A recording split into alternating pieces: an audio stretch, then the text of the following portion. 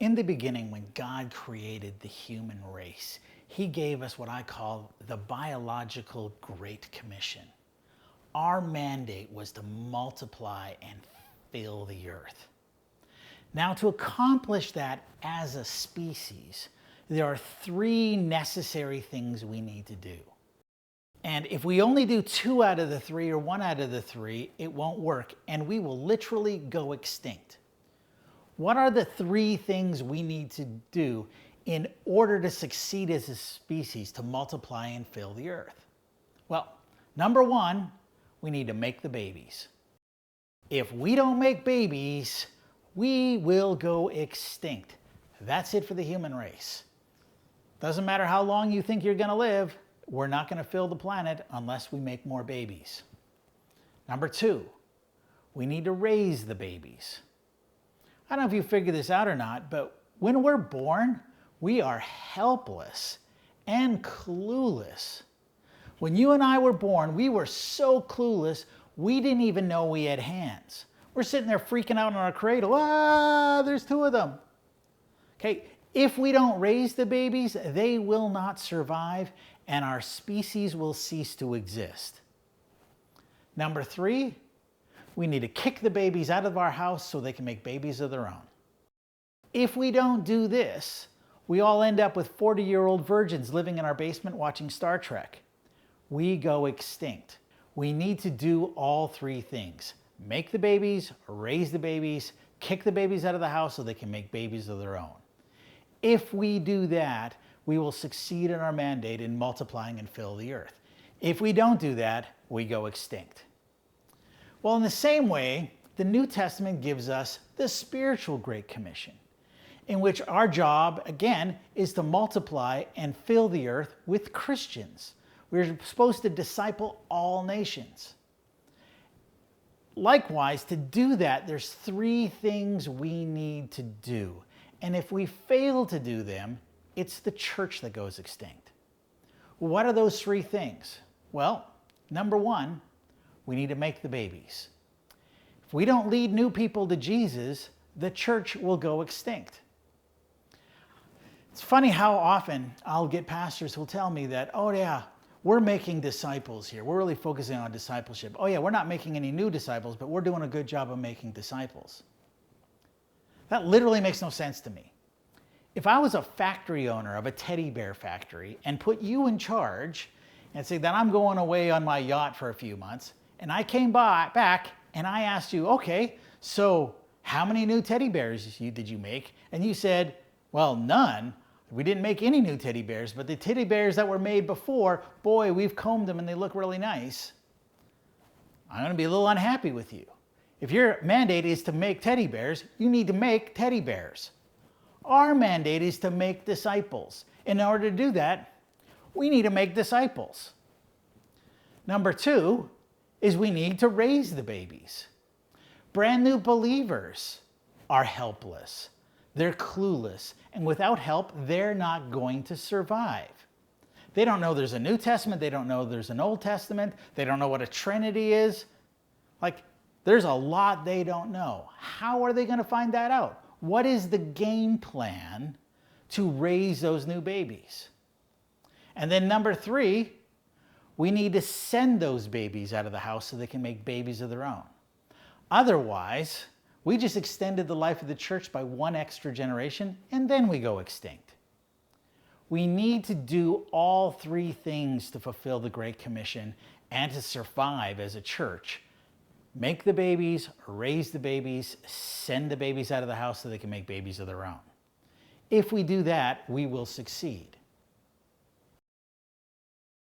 When it comes to measuring success of a church, I want you to understand there's only one thing that we've really got our hearts set on. The measurement of success is not how cool you are or how traditional you are, how big you are, how small you are, how charismatic or non-charismatic you are.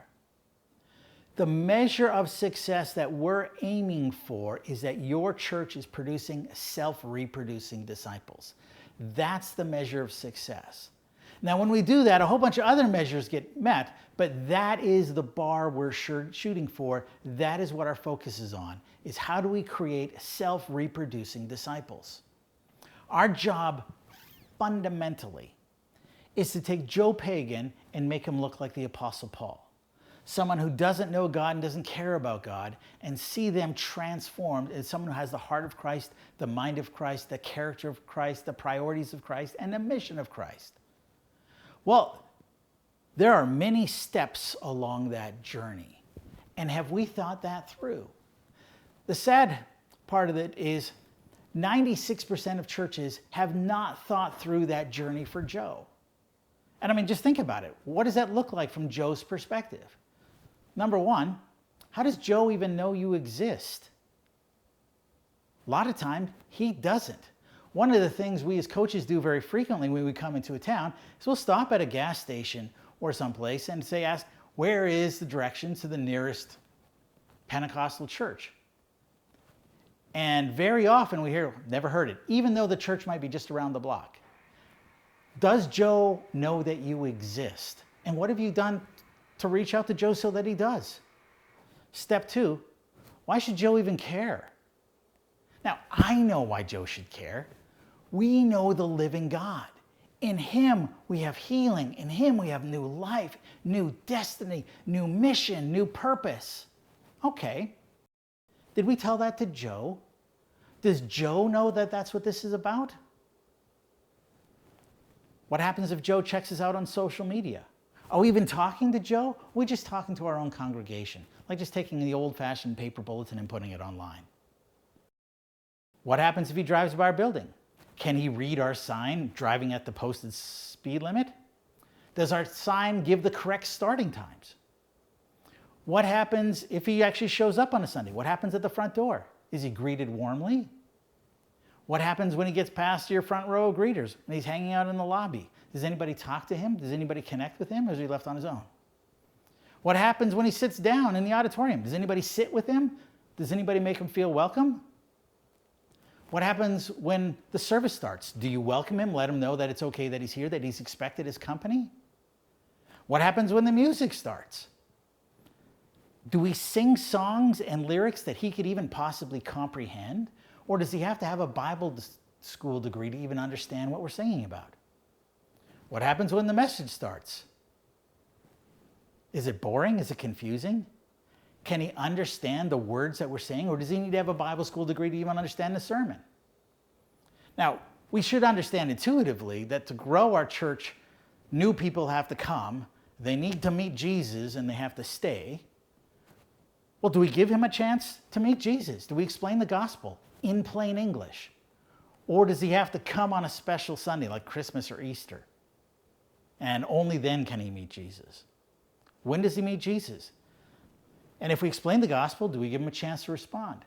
And if we gave him a chance to respond, what's our follow-up plan?